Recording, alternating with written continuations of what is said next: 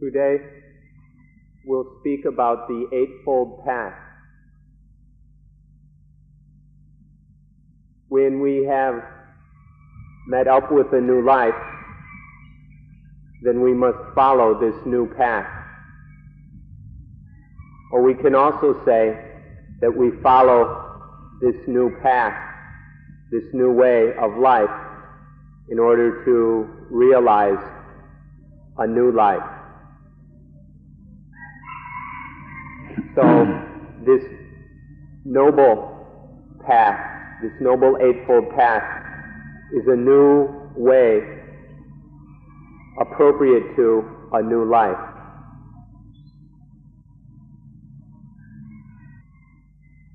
In Pali, there's the word Ariya, the Ariyamak, the noble path. We translate Ariya to mean noble. What it means is free from dukkha. Ariya means free from dukkha. This is what we mean by noble. Literally, it means to go away from enemies. By enemies, we mean the defilements of mind, which bother us and lead to all sorts of problems. So we call this the noble path because with it one walks away from enemies. One walks the way that is free of dukkha. This is what we mean by noble. Now let's look at the word eightfold, the noble Eightfold Path. When we say eightfold, we mean there are 8 aspects, links, or components to the one path. It is one single path, not 8 separate paths going off in different directions. There is just one path where these 8 factors or components are working together, mutually supportive. We can compare this to a rope that is made of 8 strands. The strands are woven together in order to make one single rope, which is much stronger than when the 8 strands are left alone to fray and go off in different directions. So, eightfold path, one path with 8 components or aspects.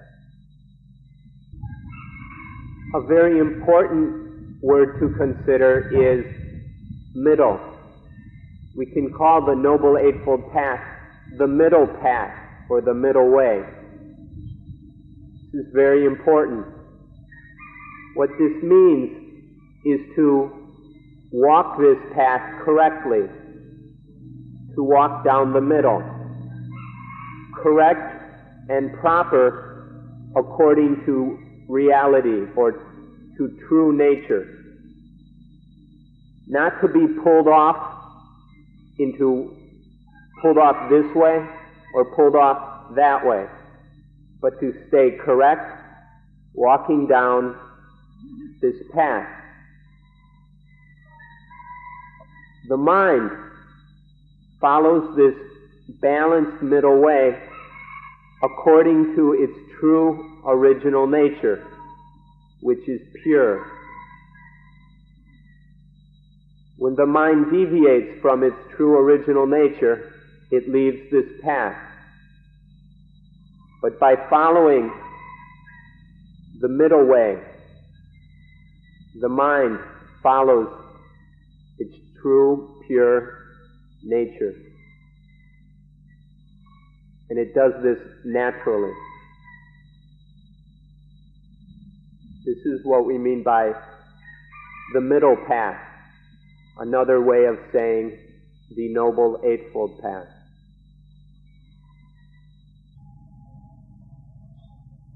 So the word middle practice or balanced practice is very important.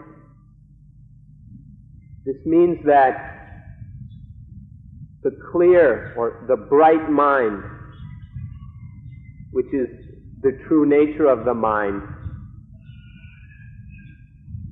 is of the nature to practice in this middle way, to practice according to reality, according to nature.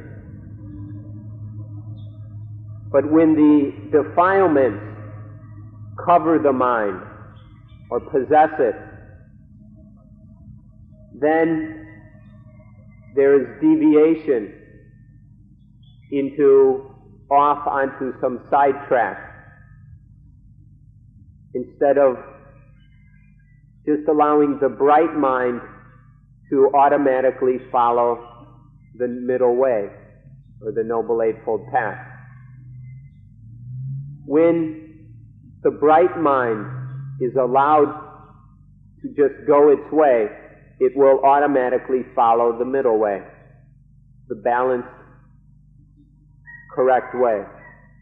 But when the mental defilements come in and cover the mind, then there is a curving off, a straying off of the path. If we look at this from the point of view of modern science, we can say that when the baser instincts take over, then the mind is routed into these lower states of mind and is no longer able to follow the middle way.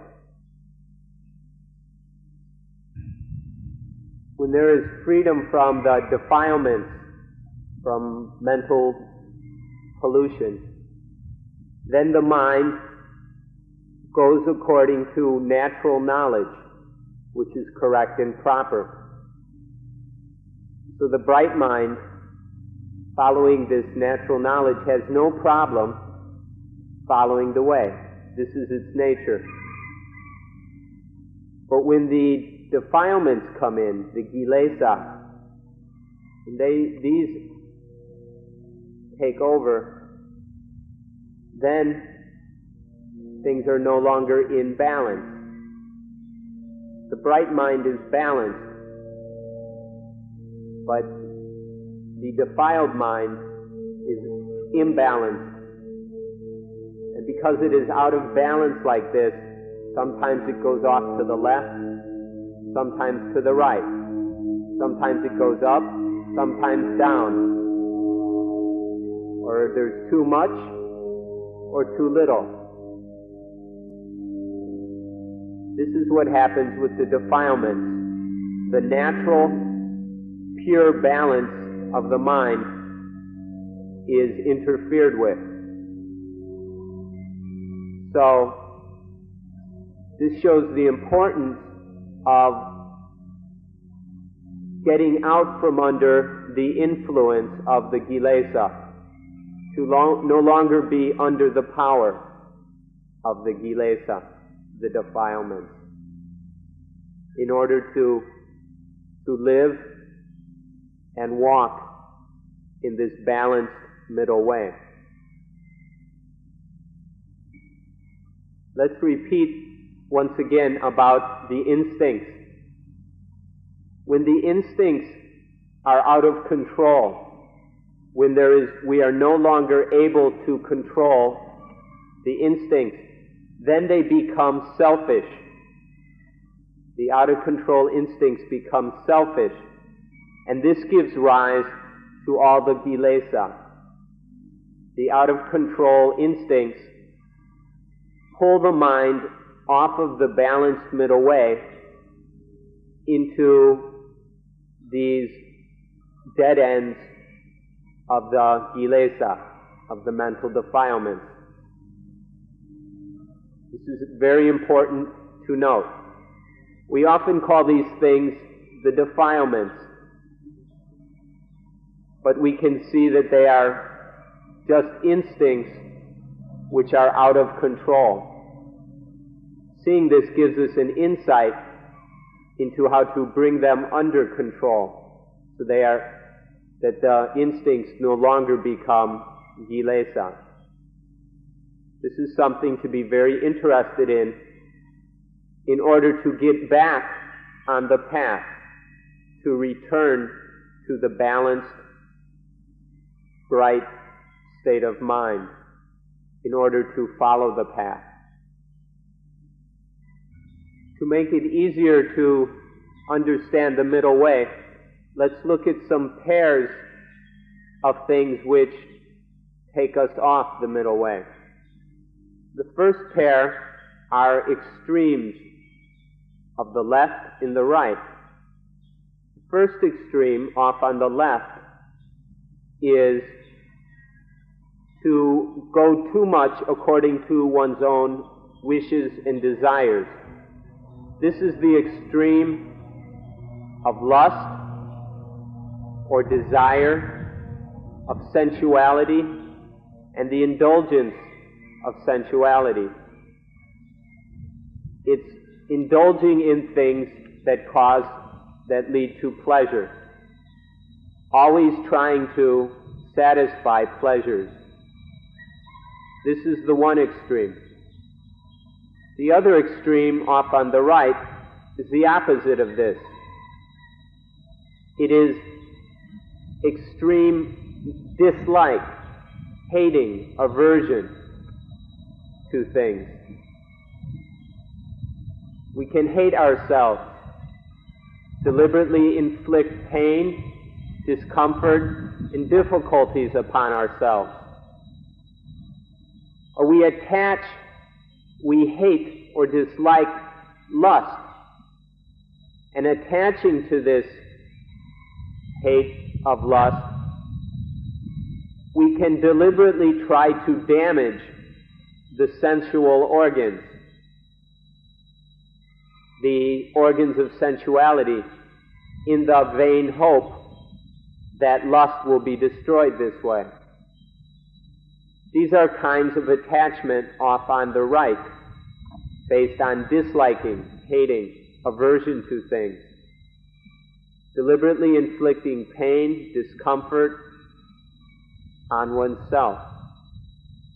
So these are the first pair of extremes: indulgence in pleasure and indulgence in affliction and pain, or self-torment. The next pair is very similar to the first. It's basically a metaphor to describe them. The one extreme is to be soaking wet, to be damp, moist, to be drowning in sensuality, in sense pleasures, greed, and lust. This is to be sinking in the ocean of desire, to be all wet. The other extreme is to be burning, roasting, until one is very, very dry, and then begins to burn. This is the other extreme. There are the extremes of being soaking wet on one hand, and on the other, burning up. The first one is akalaha patipata, and the second is nichama patipata. There you go. The third pair of extremes is to take some things as positive and others as negative. The positive are things we're satisfied with. We take satisfaction in these things and judge them as positive. Then other things which we are dissatisfied with, which cause dissatisfaction, these are judged to be negative. These are two kinds of attachment. Attaching to things as positive and attaching to things as negative. This means that the mind stupidly goes off in one direction and clings to something as positive, or stupidly bends off into another direction and clings to something else as negative. Positive and negative are not the middle way. They're attachment to extremes. So we need to understand this third pair of opposites, of extremes, which are not the balanced middle way. If we look at the world these days, we'll see that practically everybody has gone off into the positive, has gotten off track onto positive things, into satisfactions. So this is a kind of slavery to the positive, which causes problems. It also leads to hatred of the negative, which causes other problems. To be a slave to the problem, to the positive, gives rise to certain problems, and that being a slave to the negative gives rise to other problems. The way has to be found to get out of these kinds of slavery and be free of both the negative and positive, in order for the mind to be in the middle, balanced. Fourth pair is to go off and look at the world as, oh, everything's good, everything's wonderful. This is the extreme of optimism.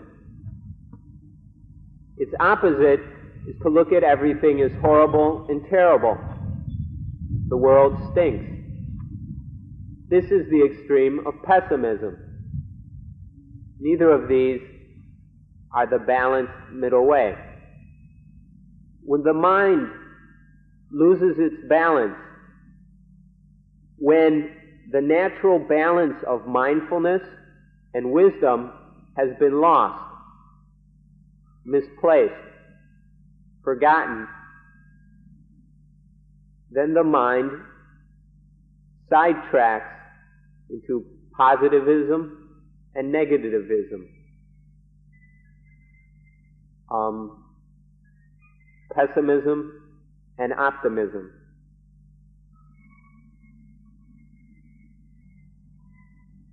Going off into optimism is attachment of one kind. Going off into pessimism is attachment of another kind. Neither of these are correct. The mind becomes a slave to the optimism or pessimism, to these kinds of attachment. The mind is no longer free, at peace, or balanced. These extremes, these attachments of optimism and pessimism are misunderstandings, or they are types of insanity, of craziness. The craziness of thinking everything's wonderful, and the craziness of thinking everything is terrible. Neither of these are the middle way, neither are correct, and neither allow one to live in accordance with reality, to live naturally according to the law of nature. These things pull one off, pull the mind off into problems, confusion, attachment, and insanity.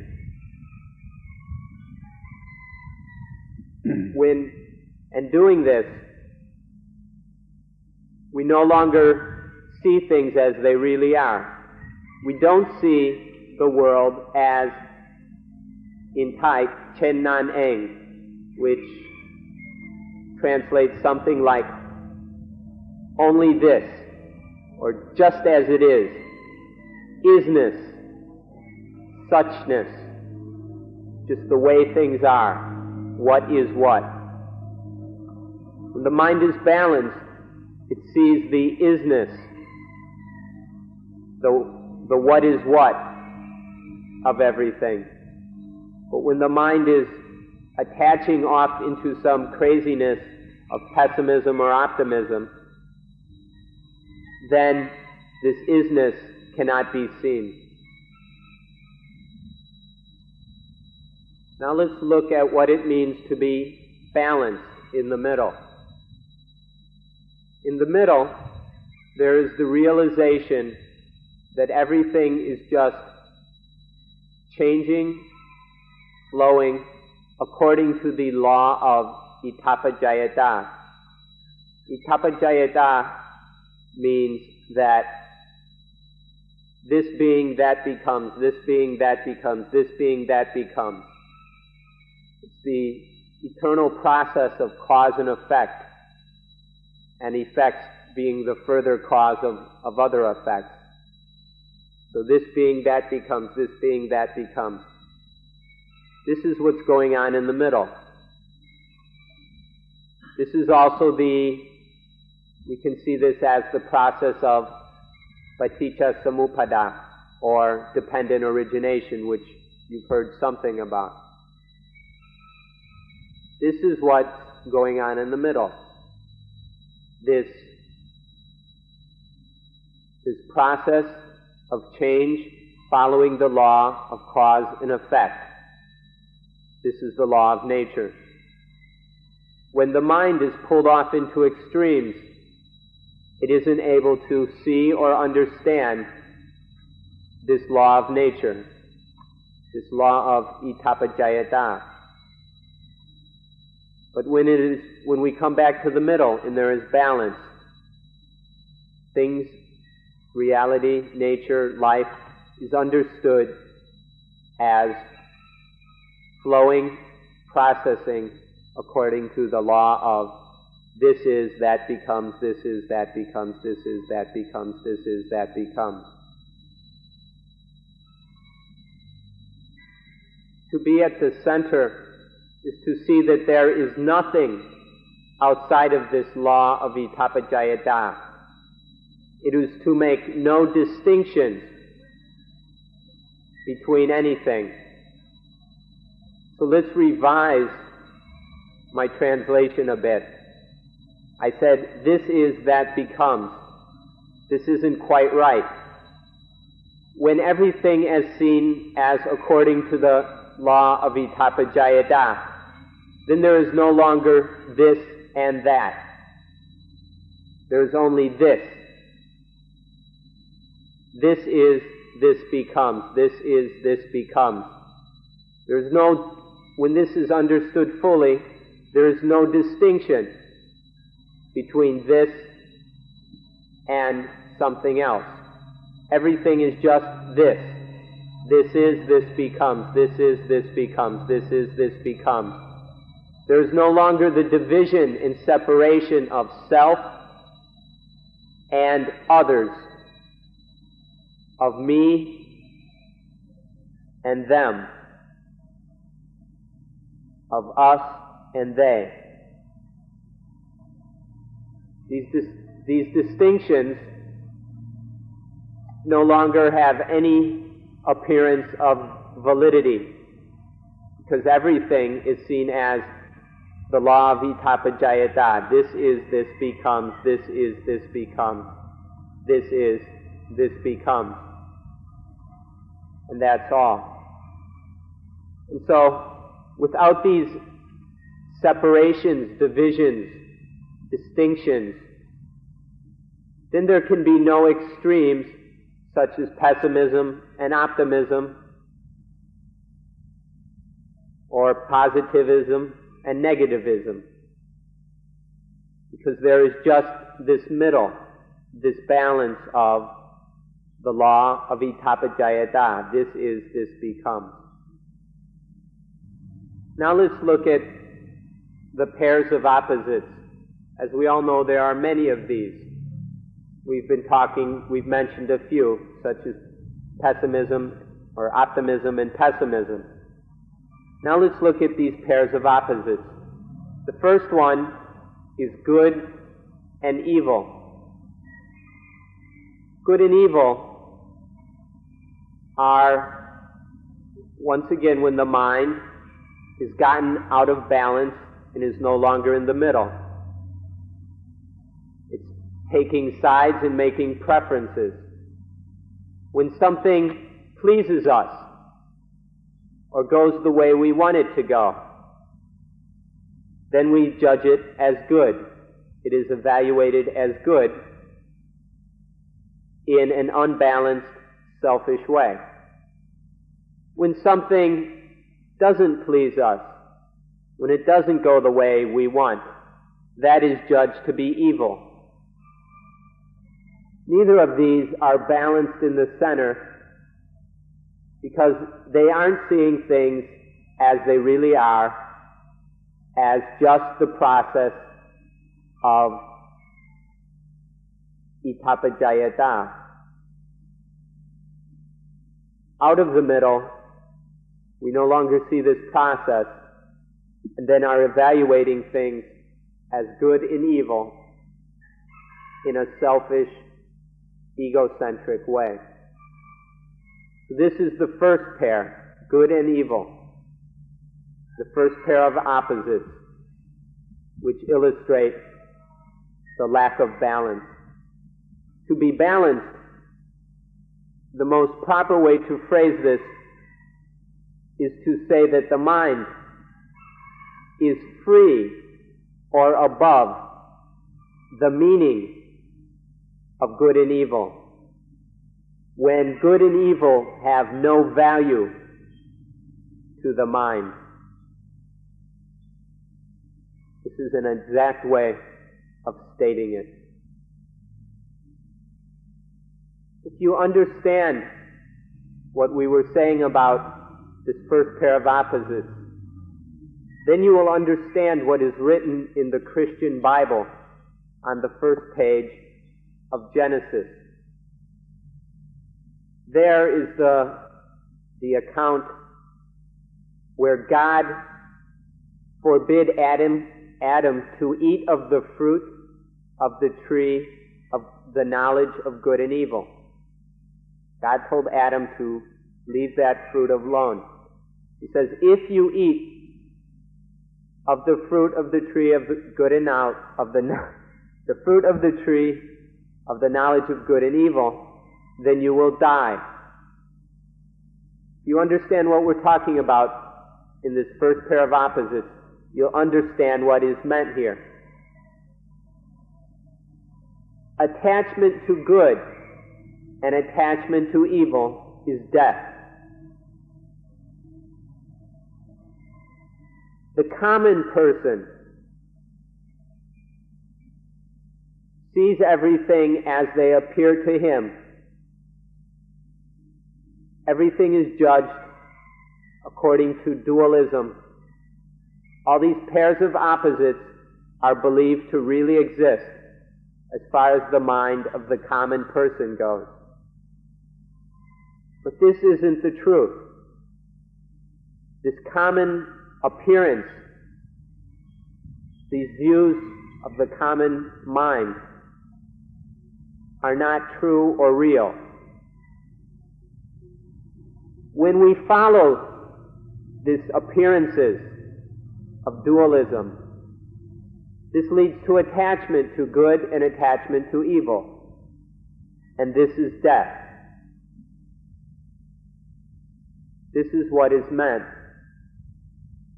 in the first book of Genesis, the first chapter. The second pair of opposites which we'll look at is sukha and dukkha, or happiness and unhappiness.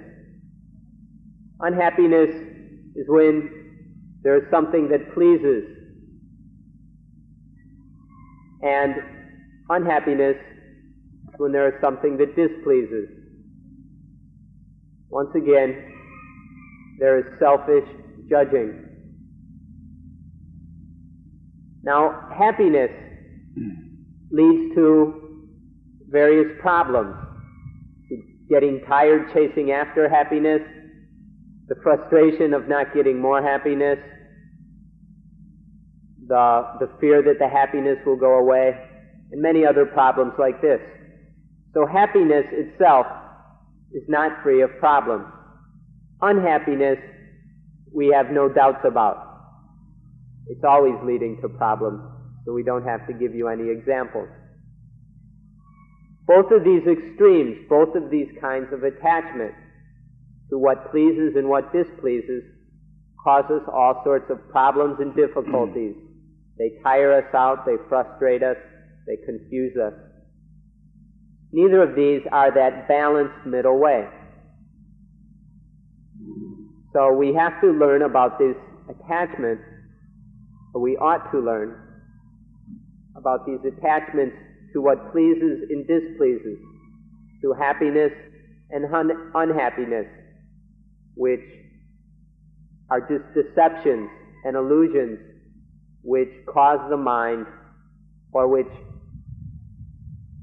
encourage the mind to leave the place of balance, where things are understood as only processing according to itapajayata. When there is this, this arises. When there is this, this arises. This is, this arises. This is, this becomes. This is the middle, the balance of the realization of the process of itapajayata. The next pair to look at is getting and losing, or profit and loss, where something happens and is judged to be to our advantage, to our benefit. Something else that happens is judged to be to our disadvantage. One we take as a profit, the other as a loss. Now these are other kinds of attachment, because we don't see things as just itapajayata, or the law or process of itapajayata, which explains everything that happens. But when we start thinking in terms of profit and loss, and attaching to these terms, then the mind is fallen into deception. Winning and losing. Everybody's attached to winning, and nobody likes to lose. This creates all sorts of problems, because there is no realization or understanding of itapajayata. This is, this arises. This is, this arises. There is this, this becomes. A further pair is male and female. This is another kind of attachment. Instead of just seeing things as itapajayata, this is, this becomes, judging things as male and female, making these distinctions and separations, and then attaching to them, attaching to things as male, attaching to things as female. And we're all aware of the many problems that arise because of these attachments to some things as being male and others as being female. A great many problems arise through these attachments. These attachments only happen because of deception, illusion. The ignorant, non-understanding, not knowing of itapajayata, which is the middle balanced truth or reality. This is, this becomes. This is, this becomes. See how this attachment to opposites works, or how it arises. Let's look at time. Now we divide time up into day and night. And after we've made this division, after we have this attachment, we see day and night as opposite things. This is just our own stupidity in not seeing things as they really are. We think that day and night are completely different things. But all it is the change of this thing we call time. It's just change, according to itapajayata. That's all. In the daytime, there is change. And in what we call night, there is change. It's just this thing we call time, changing and changing. This is, this becomes, this is, this becomes. In what we call day, there are these changes where there happens to be more sunlight.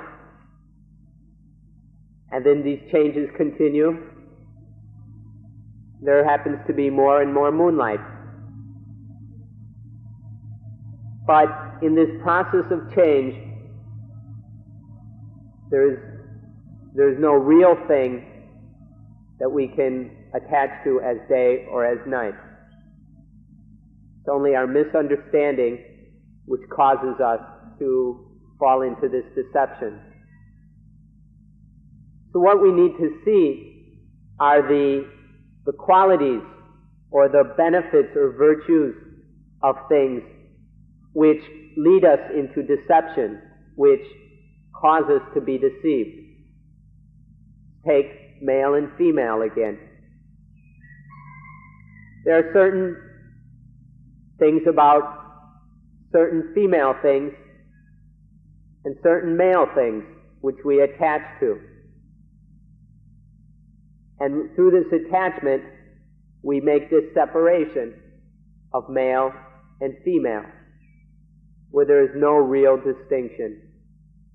Instead of just seeing the process of change, which leads to certain things we call female and certain things we call male, which keep changing, are never any solid, static thing. These things that deceive us lead us into attaching to maleness, femaleness. And this distinction takes us out of balance. It's through not seeing, it's by being deceived and not realizing the law of itapajayata that these things happen. It's very important to find and notice these causes of our deception.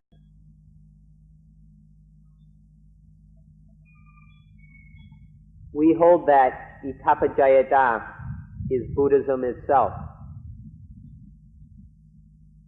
The Blessed One, the Lord Buddha, said that he who sees the Dhamma sees the Buddha. He who sees the Buddha sees the Dhamma. The Blessed One also said that he who sees, or the one who sees itapajayata sees the Dhamma. The one who realizes the Dhamma realizes itapajayata.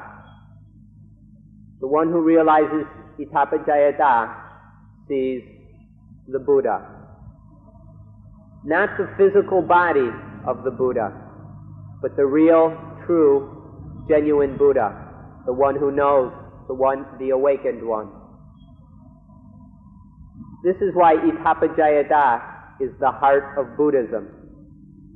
It's the Dhamma, the truth, the way things are.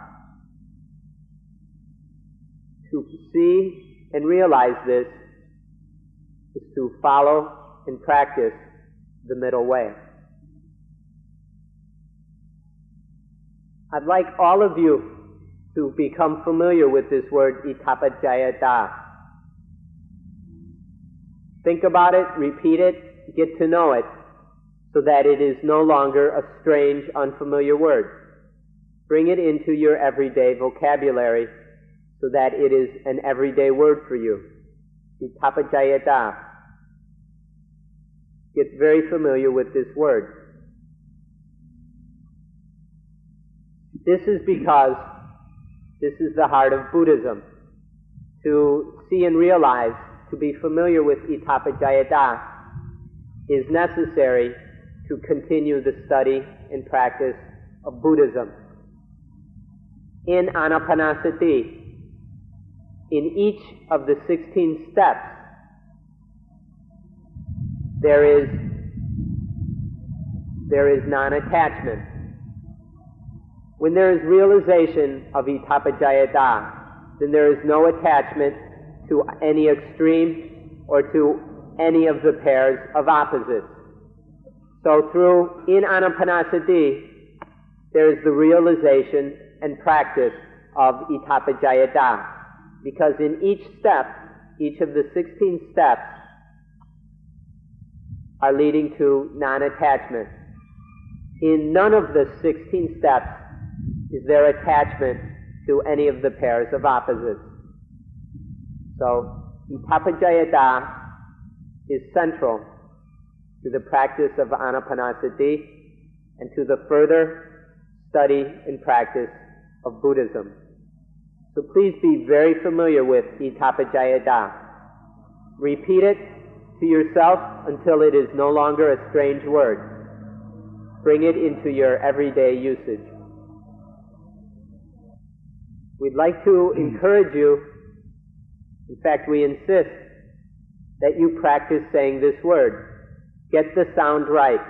Memorize it and practice saying it over and over so that you know it well.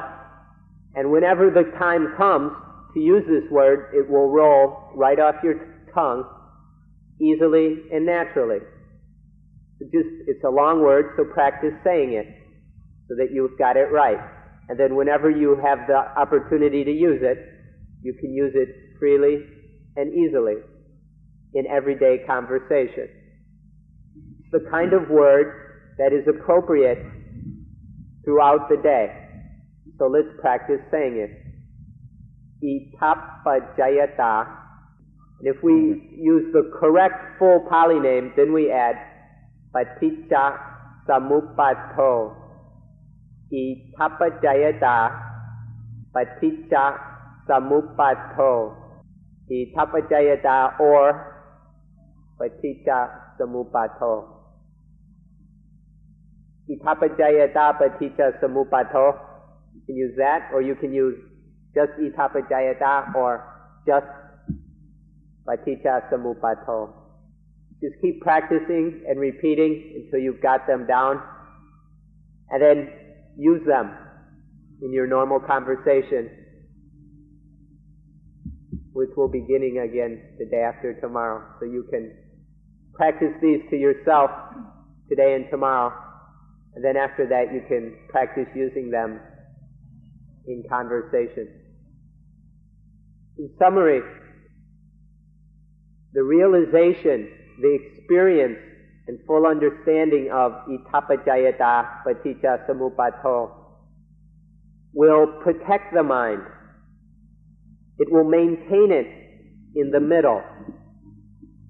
Itapajayata, the realization of Itapajayata, keeps the mind balanced and protected so that nothing can pull it out of balance.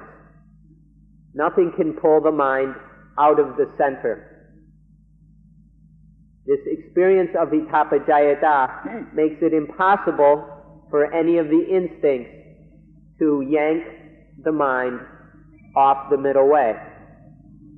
This realization of Itapajayata Paticca Samuppato makes it impossible for any of the defilements, the kilesa, to pull the mind out of balance.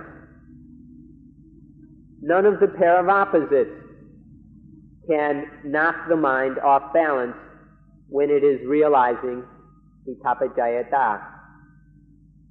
So this law of Itapajayata and the realization of it keeps the mind on the middle way. It prevents attachment and all the problems that lead from attachment.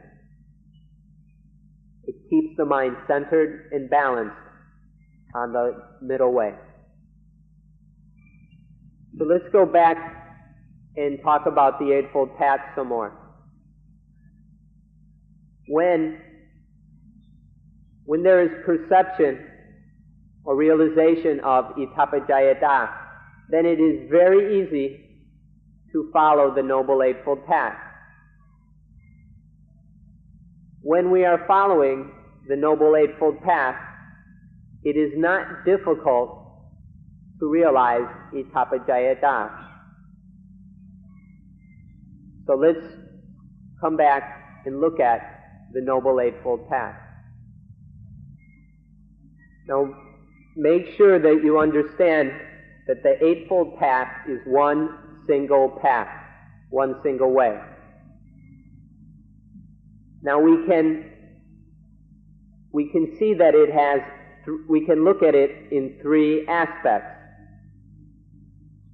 The first aspect is the walking or progress of the spirit of sati, panya, mindfulness, wisdom. The second is the walking or progress of the body. And the third aspect is the walking or progress of the mind. So it's one path.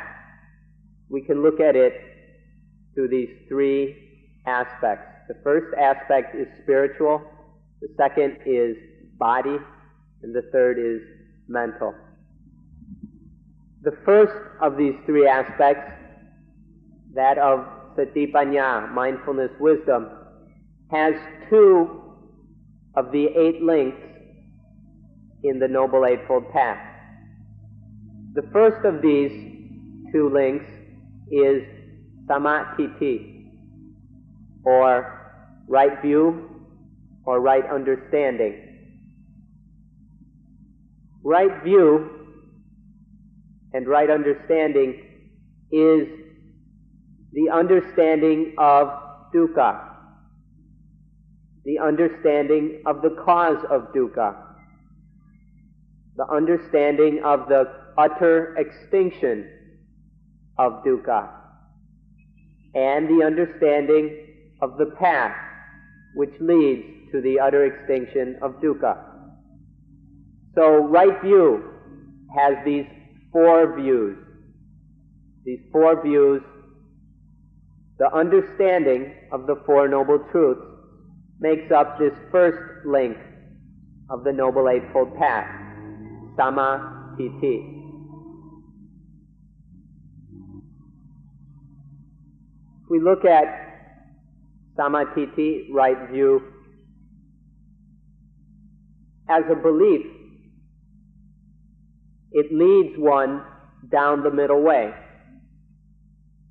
It keeps one from going off into the extremes. By doing this, right view leads one away from or out of dukkha. So this correct understanding leads us along the middle way and leads us to avoid dukkha, which in turn will develop the understanding of the 4 Noble Truths further.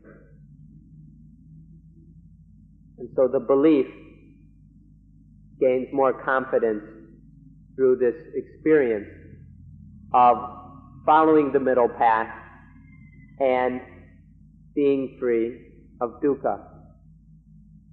So this is the importance of the first of these 8 things, samatiti.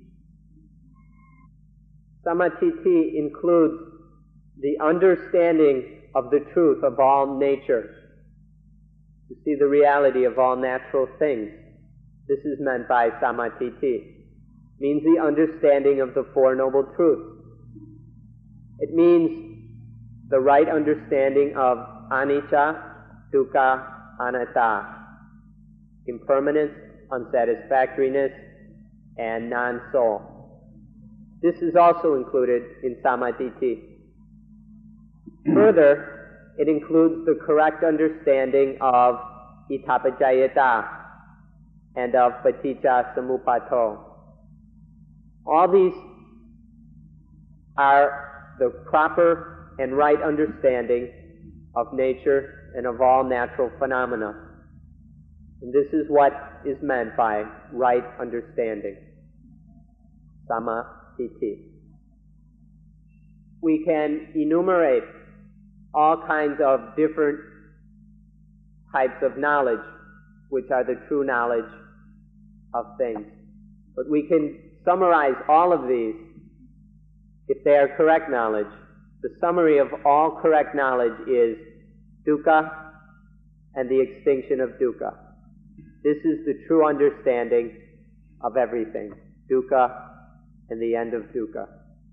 This is the summary of samatiti. The second factor of this first aspect of the path is sama sankappa. This is right intention, right objective, right aspiration, sometimes translated right thought. It's the intention. There are three kinds of intention which are meant by sama sankappa. The first is the intention to be free of greed and sensuality.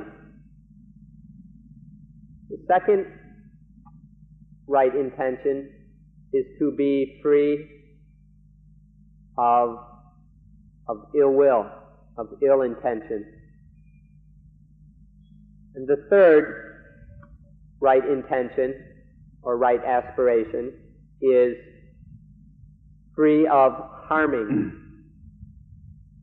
So these are the three kinds of right aspiration. Sama sankappa.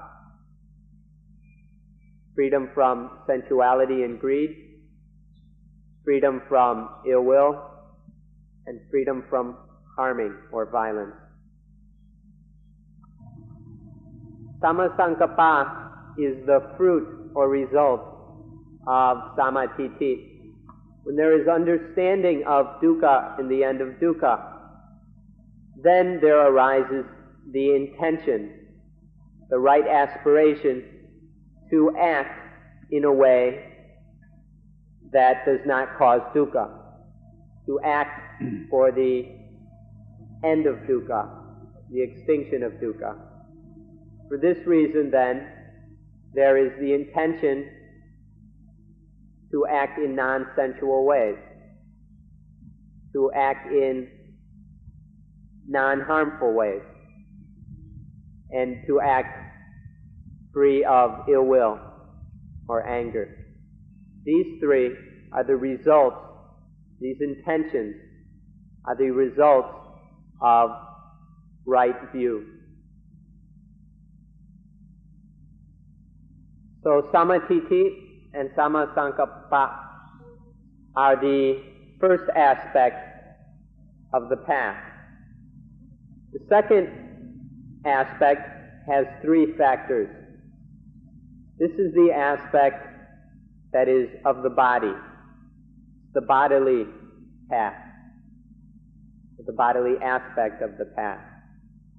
These three factors are sama vaca, right speech, sama kammanto, right bodily action, and sama achivo, right livelihood. Now these three are quite simple, and you should all understand them. They're nothing difficult to comprehend, and so we don't have to go into detail. Right speech is to speak in a way that does no ill or harm to anyone, and only has benefits. Right bodily action has no harm, does no harm or violence to anyone, but only has benefits. And right livelihood does not harm, exploit, or do violence in any way, but is only beneficial. These are samavaca, right speech, samakammanto, right bodily action, and samaajivo, right livelihood. Most of you are practicing these already, so you should understand them quite easily. Now the next aspect is that which is particularly of the mind. There are three factors in this mental aspect of the path. The first of these is sama vayama. Vayama means effort. It means to dare, to have the courage to practice. It's to be certain and sure in that practice, to keep moving forward, to never retreat, never give up. This is right effort. This is effort. Now, right effort must be correct, must be right daring and right certainty, always moving forward in a correct way, so that there are no disadvantages for anyone and only benefits. For it to be correct, right effort will do no harm, but will only benefit.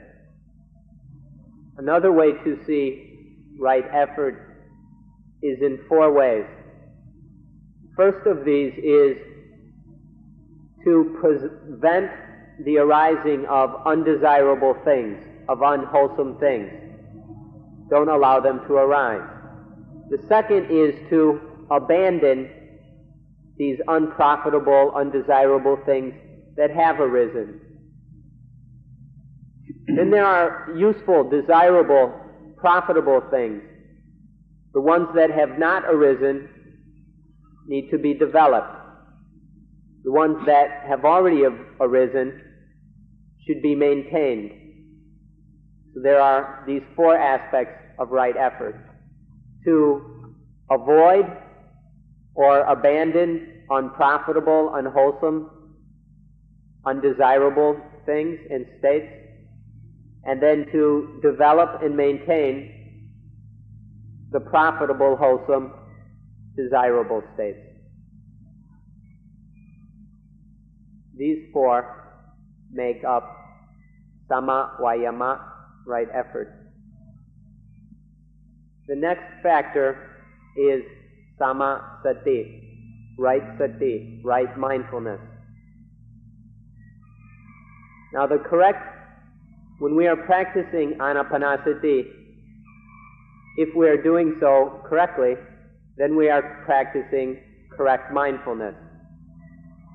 There is mindfulness of the in-breath, mindfulness of the out-breath. Then we are practicing and developing right mindfulness. Right mindfulness is to be always mindful. Mindful before thinking. Mindful before speaking. Mindful before acting. This is right mindfulness. Through the four foundations of mindfulness, we develop samasati, so that whatever the situation, event, or occurrence, whatever sensual objects make contact with the eyes, ears, nose, tongue, body, and mind, in all of these events or occurrences, with mindfulness, we can struggle, cope, and solve whatever the situation is. This is right mindfulness. We develop it and practice it by being mindful of every in-breath and every out-breath through the 16 steps of anapanasati. The 4 foundations of mindfulness is the development of right mindfulness. And anapanasati is the correct way of doing this, of developing and practicing samasati. The last factor is samati. This is when all the energy and power of the mind is gathered together. This is samati. The mind's energies are all gathered together and united. The kilesa, the defilements, and the nivarana, hindrances, are not present.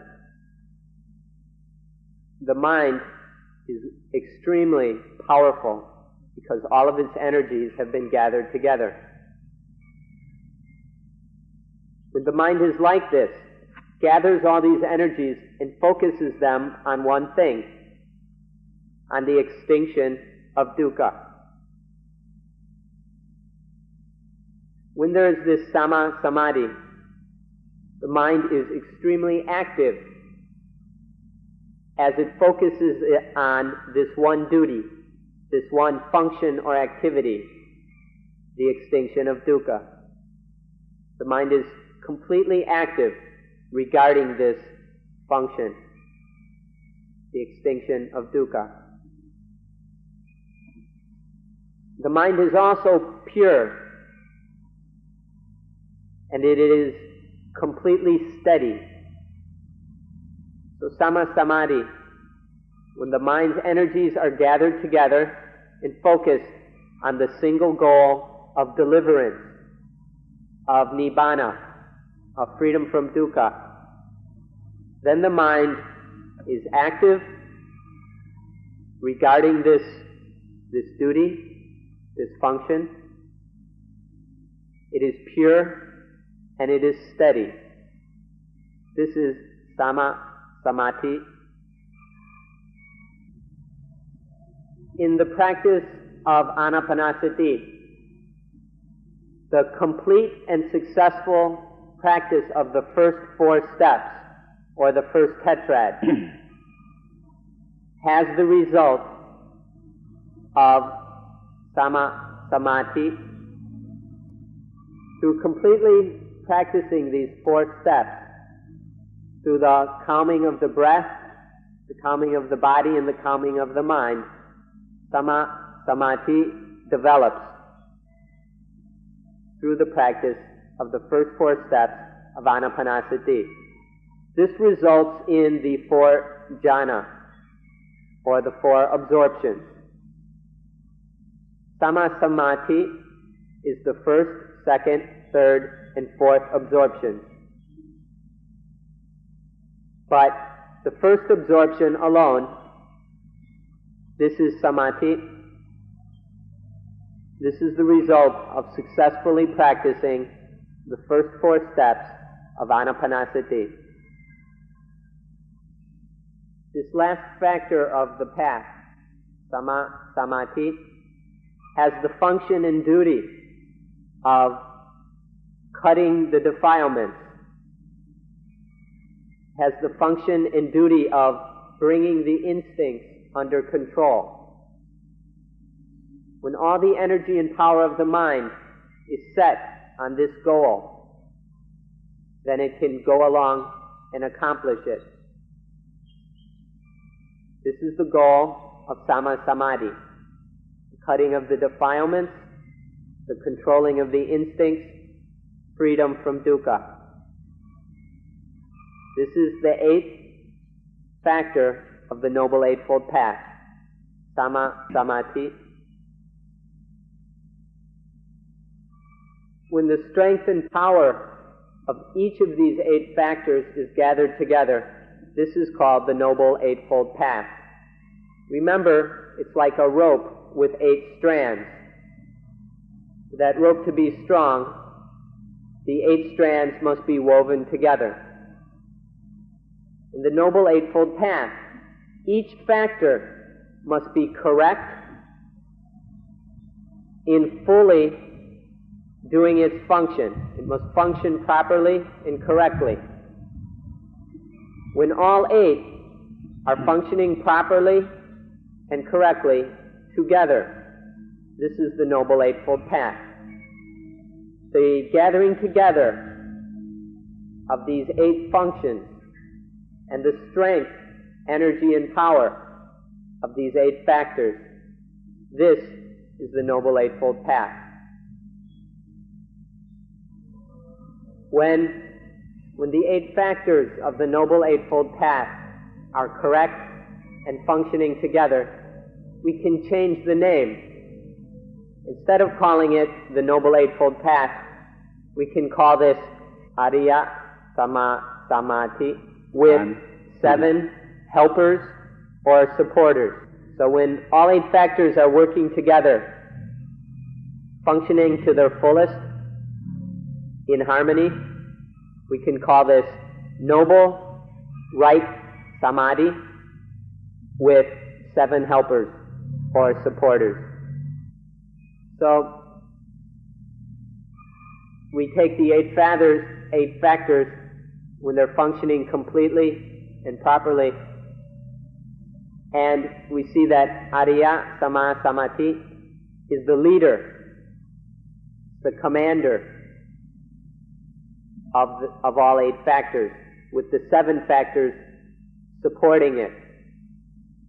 And when this has happened, then Ariya Samadhi, Noble Right Samadhi, is able to cut the defilements, cut the hindrances.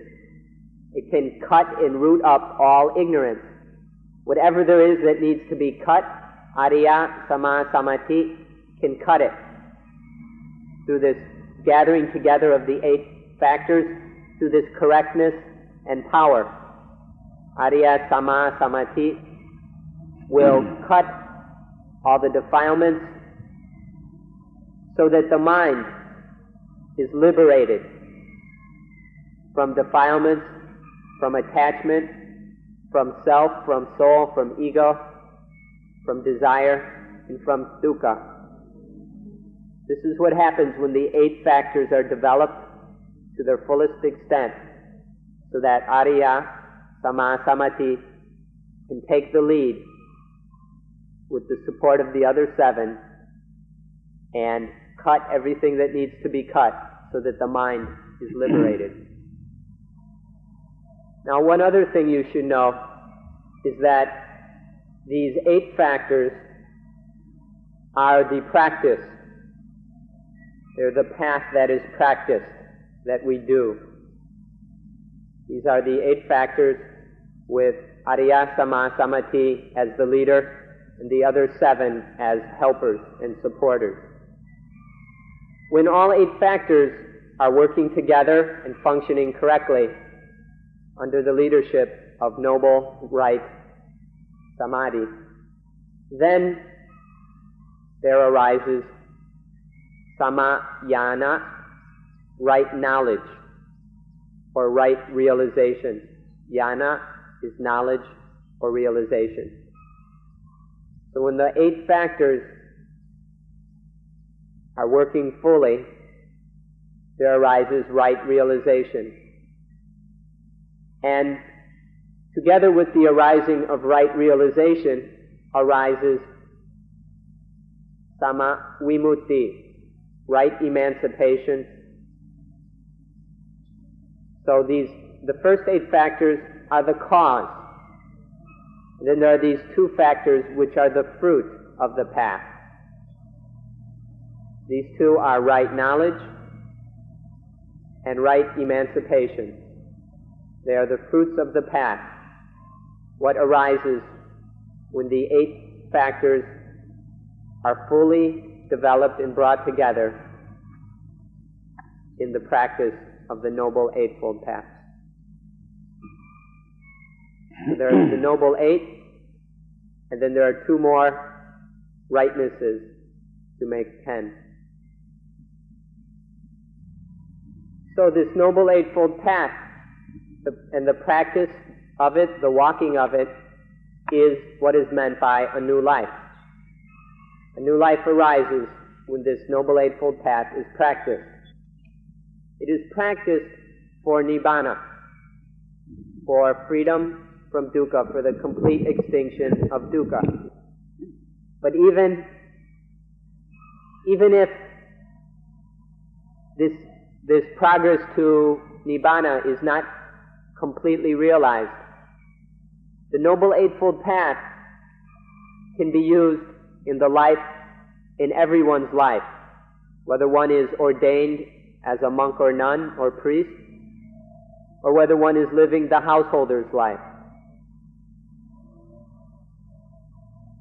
One still can have and live a new life by following the Noble Eightfold Path which leads to Nibbana.